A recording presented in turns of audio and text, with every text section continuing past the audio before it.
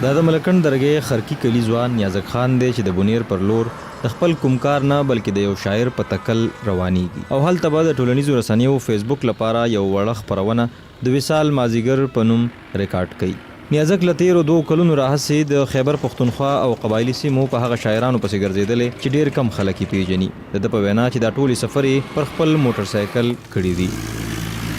عموما چې زه بونیر ته ځم نو دغه 15 کیلومتره لار مې وواله او اوس په دې پسې بیا پلی راځي او بیا کوزه باز دره او بیا بره باز دره او بیا ځنګل او بیا دغه د کینګرګلی غر ته چې وراوړو بونیر ضلع بونیر ته نو دغه هم دغه لاره کچه ده خو بیا هم داسې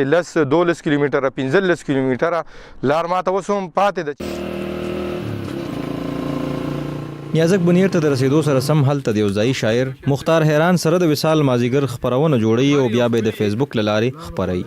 د وصال د مازیګر ملګرو سلامونه واخلئ. ستاسو ملګری نیازک خان یم او ادبي پروګرام د وصال مازیګر دی. نیازک خان د هر څه په کومه کیمره نه بلکې په یو موبایل ریکارډ کوي او بیا یې همدغه رنګ بېله کوم بدلونه د فیسبوک پر پاڼه خپروي. ته خو داسې نه وې نه ما سره ډېر ښه وې نه زه څومره جاهل وم تا به هم څه نه وې نه. د بونیر دا سفر پوره په یو ورځ کې وشو خو د نیازک خان د وصال مازیګر د سفر 2 کاله پوره کړي. په سپتمبر 2015 کې شروع کړی شوی دا سفر اوس پر فیسبوک پاڼه شاوخوا 1 لاک ملګري لري. نیازک خان د سوشل میډیا په دې شکل کې د استعمال سوچ د خدای خدمتګار تحریک له هغه ګام اخیسته چې د سټیج ډرامو له لارې به خلکو ته پیغام رسو. دا ما ولکه داسې شروع کړی و چې دا کمی ویډیو ما ریکارډ کړی وې دا به ما سره پرتې وي دا ما کولې او راوړلې به مې له ځان سره به مې ږدلې خو دا یو ملګري په غوښتنه باندې هغه ویل چې دا به ستانه دلته ضایع شي دا به خراب شي خو که دا ته فیسبوک ته ورکې نو یو خو دغه ځای کې خوندي شولې بل به د دې خلکو دغه سوچ دغه فکر دا به مخ په وړاندې باندې لاړ شي زمونږ دغې